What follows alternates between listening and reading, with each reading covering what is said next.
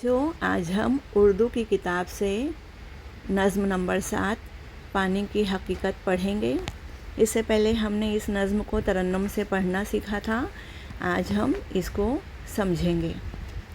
दिखाओ कुछ तबीयत की रवानी, दिखाओ कुछ तबीयत की रवानी, जो दाना हो तो समझो क्या है पानी।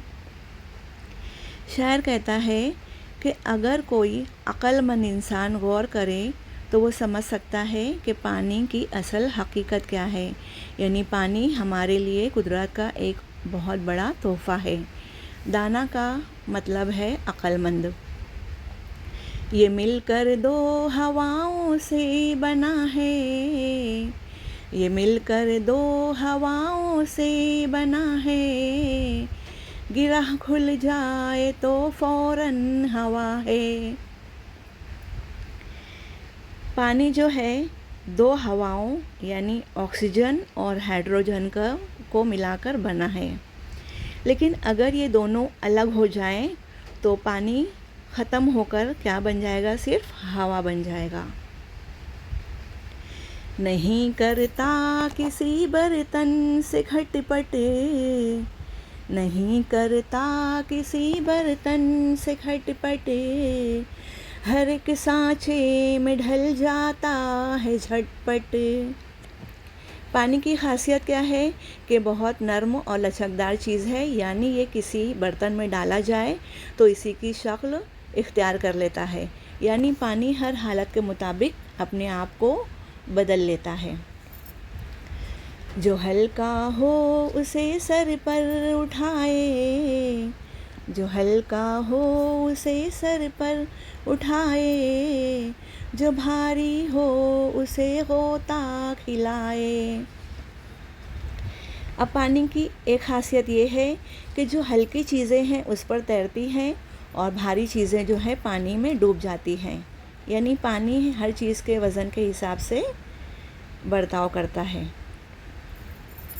लगे गर्मी तो उड़ जाए हवा पर, लगे गर्मी तो उड़ जाए हवा पर, पड़े सर्दी तो बन जाता है पत्थर।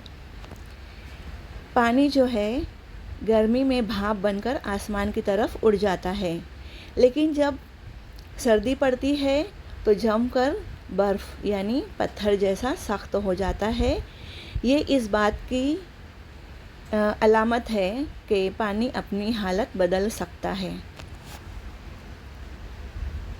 हवा में मिल के गायब हो नज़र से, हवा में मिल के गायब हो नज़र से, कभी ऊपर से बादल बन के बरसे।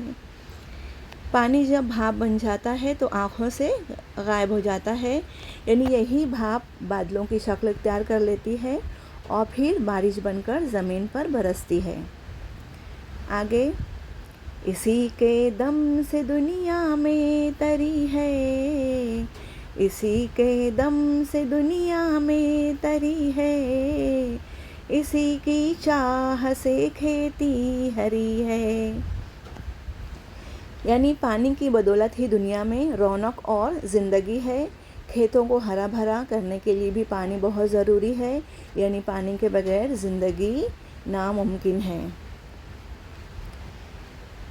आखिरी शेर है, इसी को पी के जीते हैं सब इंसान, इसी को पी के जीते हैं सब इंसान, इसी से ताज़ा दम होते हैं हैवान। इस शेर में शायर कहता है कि इंसान अपनी ज़िंदगी के लिए पानी पीते हैं और ज़िंदा रहते हैं। इसी तरह जानवर भी पानी पीकर ताज़ा दम और तंदुरुस्त रहते हैं। यानी पानी इंसान और जानवर दोनों के लिए बहुत ज़रूरी है। इस नज़्म को किसने लिखा है बच्चों?